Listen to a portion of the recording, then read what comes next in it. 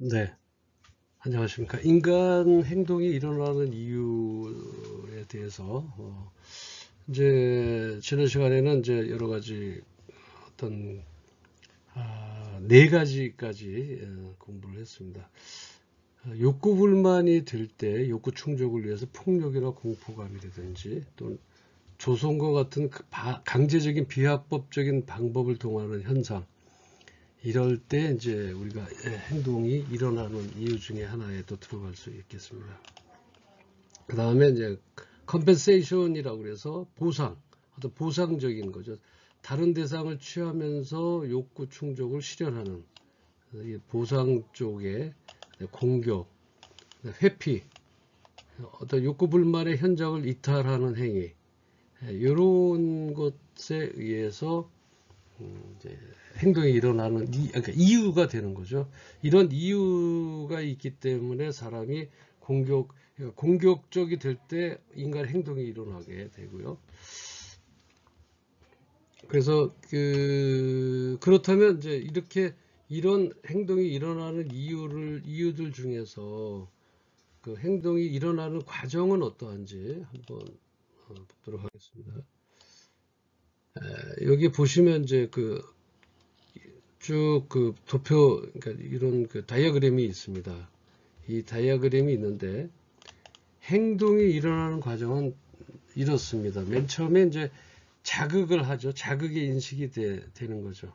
내부 또는 외부로부터의 자극을 감지합니다. 네, 동기가 이제 유발이 되죠. 자극에 의해서 내가 움직이려고 하는 동기가 유발이 되죠. 그러니까 자극에 의해서 욕구나 목표가 활성화가 된다는 얘기입니다. 그 다음에 세 번째는 인지적으로 처리가 돼요. 자극 인식이 있고 일어나서 동기 유발이 되고 머리에서 인지적 처리를 하는데 상황을 해석하고 가능한 행동 대안들을 고려합니다. 그리고 인지가 됐죠. 그 다음에 어때요? 머리에서 인지가 돼서 의사결정을 하죠. 여러 대안 중에 특정 행동을 선택하는 것이죠.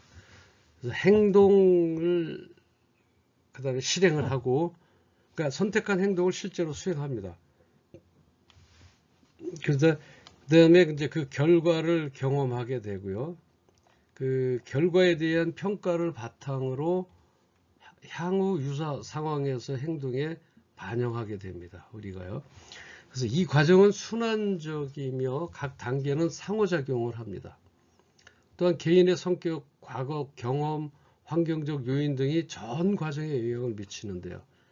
행동의 발생은 단순한 자극 반응의 결과가 아니라 개인의 내적 요인과 외부 환경의 복잡한 상호작용의 결과라고 볼 수가 있습니다. 다시 한번 행동이 일어나는 과정에 대한 요인을 다시 한번 볼까요? 자극이 있습니다. 일단 자극을 인식을 몸에서 하고요. 동기가 유발되죠. 이 자극에 의해 욕구가 이제 목표가 활성화되는 거고 인지적으로 처리가 됩니다. 상황을 해석하고 가능한 행동 대안들을 고려하죠. 그 다음에 의사결정을 합니다.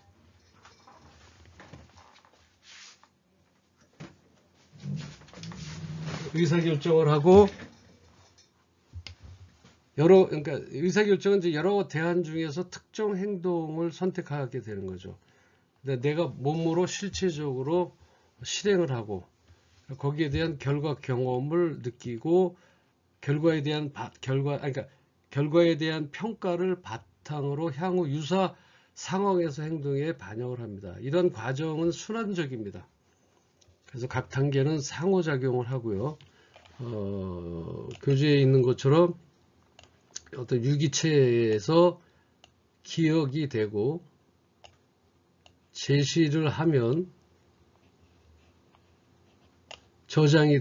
기억에서 저장이 되고요. 그래서 제시가 되면 정보 수정이 됩니다. 그래서 이러한 지각 의사 결정이나 중앙 정보 처리, CPU와 같이, 컴퓨터의 CPU와 같이 우리 뇌에 처리가 돼서 행동 방안을 나타내게 되고 행동에 착수하게 돼서 어떤 산출 반응이 되면서 피드백이 나오는 거죠. 어떤 행동에 대한 피드백, 자극을 내서 정보 수정을 하면 다시 이것도 이런 선순환 구조가 된다라고 말씀드렸던 것이 바로 이런 구조이기 때문에 그렇습니다. 이런 것들이 이제 이론적으로 공부를 하다 보니까 되게 이거 쉽게 얘기하면 이거예요. 외부에서 공이 날라오죠. 그럼 어떻게 돼요? 자, 이거하고 똑같지는 않지만 여러분들이 이해하기 쉽게 공이 날라왔어요. 살짝 맞았습니다. 그럼 이 자극 인식을 하게 되죠. 아니면 공이 날라오는 것에 대한 자극 인식을 하게 되죠. 저거 맞으면 아프겠다라고 하는 동기 유발이 되죠. 자극에 의해 욕구나 목표가 활성화되는 거예요. 그 다음에 인지적 처리를 합니다. 머리에서 상황을 해석하고 가능한 한 행동 대안을 고려하죠. 피할까? 왼쪽으로 피할까? 오른쪽으로 피할까? 앉을까? 여러 가지 대처 방안을 하겠죠. 그리고 인지적 처리를 한 다음에 의사결정을 합니다. 내가 움직여야 될 거 결정을 하게 되죠. 그 다음에 내 몸이 움직이는 거죠. 그랬을 때 맞았을 때와 맞지 않았을 때 그 행동을 실행하게 되고 결과에 대한 경험치를 피드백하게 되는 것이죠. 네, 이렇게 이제 그러한 것들을 우리가 인간 행동이 일어나는 이유 중에 6가지 이유와 실제적으로 일어나는 과정에 대해서, 그러니까 공이 날라올 때 우리는 벌써 여러 가지 것을 아주 자극 인식이 되고 동기 유발이 돼서 인지적 처리를 통해서 의사결정을 하고 행동으로 실행하게 되고요. 결과 경험을 통해서 피드백이 됩니다. 그래서 다시 정보 수정으로 들어가서 지각 의사결정 중앙정보 처리를 통해서 행동 방안이 나오고 이런 이제 선순환 구조가 되는 것이 이제 인간 행동이 일어나는 그런 순환, 그러니까 그러한 과정이다 이렇게 말씀드릴 수가 있고, 자 그렇게 됐고요. 그리고 이제 소외, 자 인간이 소외받았을 때, 자 우리 사전적 의미를 한번 볼까요? 소외라는 것은 두 분자가 분리되어서 그 결과 긴장과 좌절을 가져오는 요소를 지시하는 개념이다 이렇게 얘기했어요. 소외라고 하는 거는, 그럼 소외라는 건 다시 한 번 더 정의를 해볼게요. 기본적 의미는 어떤 무리에서 기피하여 따돌리거나 멀리하는 것을 의미합니다. 우리가 이제 보통 소외당했다 이런 말들을 하죠. 그 말하고 같습니다. 그래서 이런 소외라고 하는 것은 두 분자가 분리되어서 그 결과 긴장과 좌절을 가져오는 요소를 지시하는 것을 우리가 지시하는 개념을 소외라고 하는데, 좀 더 정확한 기본적 의미로 말씀을 드리면 어떤 무리에서, 많은 무리에서 기피하여 따돌리거나 멀리하는 것을 의미한다. 사귐이 멀어진 상태를 뜻한다 이렇게 이해하시면 될 것 같고요. 또 다른 의미로 한번 얘기해 볼까요? 철학적이나 또 사회학적 의미로선 이 소외를 어떻게 얘기하냐면, 인간이 자신의 본질이나 본성으로부터 멀어지는 현상을 말한다. 이거 이제 좀 철학적이기도 하죠. 인간이 자신의 본질이나 본성으로부터 멀어지는 현상이에요. 그래서 개인이 자신의 의지나 주관이 아닌 타의에 의해 따돌림을 당하고, 또 그리고 자기 삶의 현재와 미래가 결정되는 상태다. 좀 복잡하고 좀 이해가 안 될 수도 있지만 보세요. 개인이 자신의 의지나 주관이 아닌 다른 사람에 의해서 따돌림을 당하고, 소외라는 건 내가 소외하는 건가요? 주관적이 아니죠. 다시 얘기하면 타의에 의해서 따돌림을 당하고, 이게 소외라는 것이죠. 그 다음에 자기 삶, 나의 삶의 현재와 미래가 결정되는 그런 상태를 말하는 것이죠. 어떤 철학적, 사회적 의미가 조금씩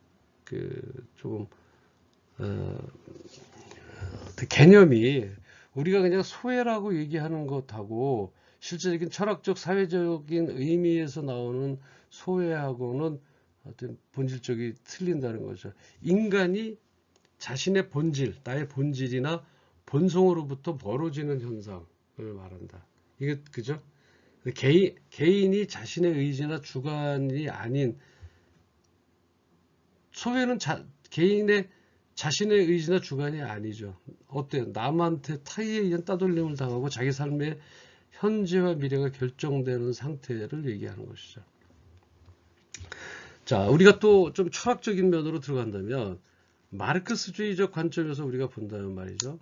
인간 각 개인들의 행위가 초래한 그런 사항이 그들로부터 분리되고 주체가 되어서 그들을 지배하는 사태를 의미한다. 참 여러 가지 철학적인 의미에 대한 것도 많이 다를 수가 있다. 또 소외라는 것은요, 노동자가 자신의 노동과 그 결과물로부터 분리되는 현상을 지칭하기도 합니다. 그래서 이 소외는요, 소외의 핵심 특징으로 보면 통제력의 상실이 소외 개념의 핵심입니다. 개인이 사회적 존재로서 자유를 외부적인 힘이나 세력에게 양도하거나 성실한 상태를 의미하고요. 또 현대사회에서의 의미는 소외라는 건 또 어떤 것일까요? 개인이 사회구조나 시스템으로부터 분리되거나 소외감을 느끼는 현상을 포괄적으로 지칭한다. 이게 아마 우리가 제일 와닿을 수 있는 얘기가 아닌가 싶습니다. 현대사회에서의 의미라고 했을 때 개인이 우리 사회 구조나 집단, 조직으로부터 그런 시스템으로부터 분리되는 거죠. 그래서 소외감을 느끼는 현상을 포괄적으로 지칭한다. 이것을 우리가 학문적으로 다루려다 보니까 조금 여러분들이 이해하기가 어려울 수도 있는데 이러한 맥락으로 소외에 대한 개념입니다. 다시 말하면 기술 발전과 도시화, 산업화 등으로서 인해 더욱 복잡해진 현대 사회에서 자주 논의되는 개념인데요. 소외는 단순한 심리적 현상을 넘어 사회적 구조적 문제로 인식되고 또 현대 사회의 중요한 이슈 중에 하나로 다루어지고 있습니다. 소외라는 의미를 말씀을 드렸고요. 그 다음에 소외는 어떤 무력감과 무권력, 무능력으로 그 다음에 무의미와 무규범에서 나타난다. 보실까요? 이렇게 이제 그 의미가 없다는 얘기죠. 무엇을 목적으로 하고 무엇을 얻을 것인가 하는 의미를 상실했을 때 일어나는 방황하는 심리 상태다. 이렇게 얘기를 하면 될 것 같습니다. 그리고 이제 규범이 없다. 뭔가 체계적으로 법적인 어떤 구속력이나 이런 게 없다는 얘기죠. 사회적 활동을 규제하는 적절한 규범이 없거나 전통적인 규범이 그 힘을 상실하여 행위자에게 규범적인 가치와 구속력을 상실했을 때 이런 소외라는 것을 느끼게 되는 거죠. 소외는 어떠한 것을 우리가 또 소외라고 할까요?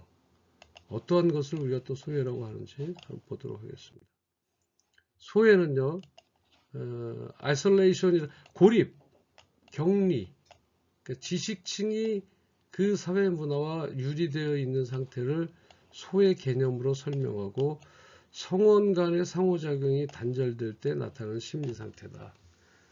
그러니까 소외라고 하는 것은 여러 가지의 것으로 지금 규명이 되고요. 고립과 격리다. 이렇게 또 학술적으로 얘기하는 경우도 있고, 자기소외. 인간이 자기 자신을 낯선 사람인 것처럼 생각하는 심리 상태. 그러니까 내가 내 스스로 낯선 사람인 것처럼 느꼈을 때 그게 곧 소외다라고 하는, 그렇게 느낀다라고 하는 것이죠. 자, 그렇다면 여기 이런 소외가 나오고 여러 가지 학문으로 이제 얘기하는 그런 소외들이 나오는 것은 과연 왜 그러실까? 왜 그럴까요? 소외의 원인은 어디에서 오는 걸까요? 소외의 원인은, 자, 소외의 주요 원인은 몇 가지가 있습니다. 예를 들면 사회 구조적인 요인이 있는데, 자본주의 체제에서 노동자가 생산활동과 그 결과물로부터 소외된 이런 자본주의 체계에서 어떤 사회 구조적 요인이 나오고요. 그 다음에 경쟁적 사회 구조에서는 인간을 도구화하고 사물화할 때, 그 다음에 어떤 지금 입시 중심의 교육, 학생들을 어떤 성적만으로 평가하고 서열화함으로써 그런 어떤 소외의 어떤 심리적, 정신적 측면이 나타나게 된다라고 하는 것이죠. 그리고 기술 발전이 잘 되고 산업화가 이루어지다 보니까 기계화된 노동으로 인한 반복적이고 단조로운 작업, 이러한 가운데 인간에 대한 소외가 나타난다라고 하는 거죠. 그리고 이제 인간을 생산 단위로 취급하는 분업화된 노동 구조, 이게 또 어떤 소외의 원인으로서 작용을 하고요. 자, 개인의 사회 경제적 배경으로 볼 때 부모의 소득 수준에 따른 그 교육 기회 불평등하죠. 똑같은 부모, 그러니까 똑같이 예를 들어서 사교육을 학원을 다녀야 되는데 개인의 사회 경제적 배경에 따라서 부모의 소득 수준에 따른 교육 기회가 불평등하게 느껴진다. 이런 것이 나왔을 때 이것은 어떤 소외의 원인이 된다. 그 다음에 문화적 자본의 차이로 인한 격차가 있죠. 문화적 차이와 자본적의 차이, 이것으로 인한 어떤 격차가 또 있게 되죠. 그래서 이런 소외 가운데에서 이제 인간관계 단절이 일어납니다. 인간관계 단절은 공동체 의식의 약화나 온라인 소통 증가로 인한 대면 관계가 감소가 되고 또 자아 실현에 대한 어려움이 생깁니다. 소외에는 개인의 능력과 잠재력을 발휘할 기회가 부족하죠. 그 다음에 사회적 압박과 기대로 인한 자유로운 선택의 제한이 따르게 되고요. 또 어떤 그 교육 환경의 문제가 됩니다. 학생 개개인의 특성을 고려하지 않는 획일화된 교육이죠. 어떤 전체적인 포괄적인 그런 교육이 아니라 한 사람 한 사람에게 특성을 고려하지 않고 그냥 똑같은 것으로 가정을 하고 교육 환경이 변화되지 않는다면 이런 소외의 원인은 없어지지 않을 거다, 이렇게 얘기를 합니다. 그러다 보니까 교사의 전문성이 부족하고 학생에 대한 낮은 기대가 돼서 어떤 그 악순환의 고리를 갈 수가 있다. 또 그리고 사회적 소통의 부재, 어떤 사회적으로 또 세대 간이나 계층 간의 소통과 이해가 부족하다. 이제 어른들이 되면 뭐 여기서 말씀을 드리긴 좀 그렇습니다만 꼰대가 되어 가버리는 것이죠. 그래서 세대 간의 계층 간의 소통과 이해가 부족하면 소외의 원인이 될 수 있습니다. 그래서 그러한 부분에 있어서는 충분히 어떤 그 심리적 정신학적인 측면을 고려하지 않을 수 없다라고 합니다. 그래서 사회적 약자에 대한 배려 부족, 이러한 다양한 요인들이 복합적으로 작용해서 현대사회에서 소외 현상을 심화시키고 있다라고 하는 것입니다. 그러니까 약자에 대한 배려 부족, 또 다양한 요인들이 복합적으로 작용해서 현대사회의 소외 현상을 아주 더 깊이 심화시키고 있다. 그래서 전자에 말씀을 드렸습니다만 소외의 원인으로서는 어떤 심리적이나 정신의학적 측면이 있고요. 그다음에 중요한 이제 첫 번째로 존재로부터 결핍해서 소외가 온다는 것이죠. 둘째로 인지기능 결핍에서 소외가 생깁니다. 인지기능 결핍을 인지기능의 결핍이 되지 않기 위해서는 여러분들 뭐 여러 가지 방법 중에 있습니다. 저는 책을 좀 많이 접했으면 하는 생각이 듭니다. 이제 가을입니다. 정말 책 읽기에 너무 좋은 날입니다. 그래서 어떤 그런 인지기능 결핍이 되지 않기 위해서 책을 좀 읽었으면 어떻겠나 대한 것입니다. 셋째로는 이제 느낌의 결핍에서 소외가 생기게 되는 것이고요. 어떤 그 세대 간이나 계층 간의 소통과 이해가 부족하다고 하는 것은 지금 절실합니다.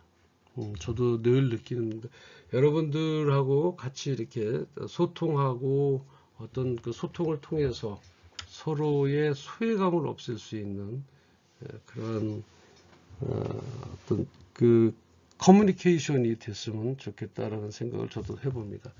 어떤 사회적 약자에 대한 배려 부족으로 인해서 이런 다양한 요인들이 복합적으로 작용해서 현대사회에서 소외 현상을 현대사회가 심화시키고 있다. 예전은 그렇지 않았었지 않습니까? 그래서 그런 부분을 한번 짚고서 넘어가는 유증에 있습니다. 그러면 심리나 정신의학적 측면에서 소외의 원인을 배웠다면 이제는 사회학적 측면에서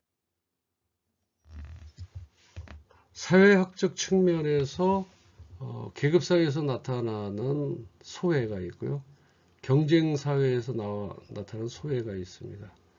그래서 우리가 이제 그 소외에 대한 극복 반응을 어떤 극복하는 방안으로서는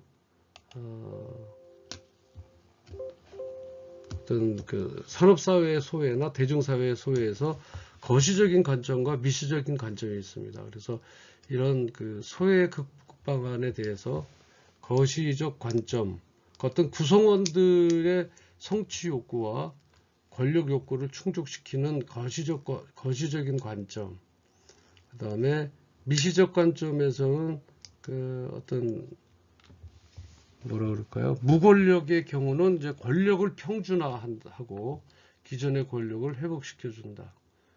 두 번째로는 삶의 진정한 의미와 가치를 알게 되고 그 삶을 살아가도록 하는 것이 소외를 일으키지 않는 방법 중에 하나입니다. 자, 오늘 이 시간에는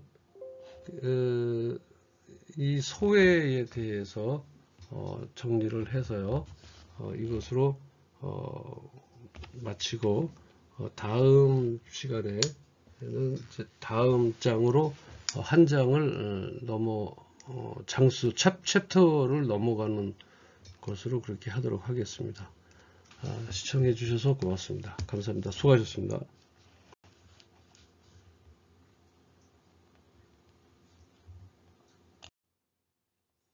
그렇다면 이 소외의 극복 방안은 어떻게 할까요? 어떻게 해야 극복이 될까요?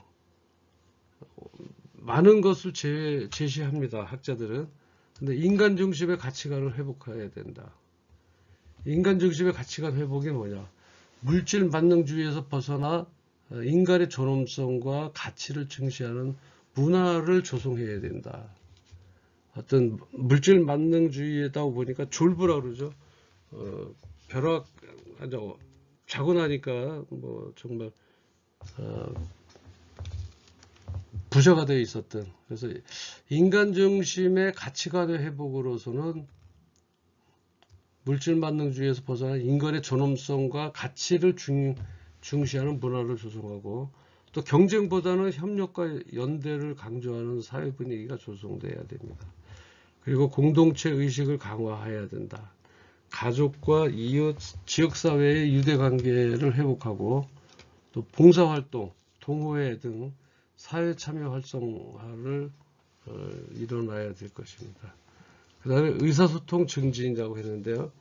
대화와 소통의 기회 확대, 또 SNS 등 온라인 소통의 건전한 활용을 해야 되고요. 권유해야 합니다.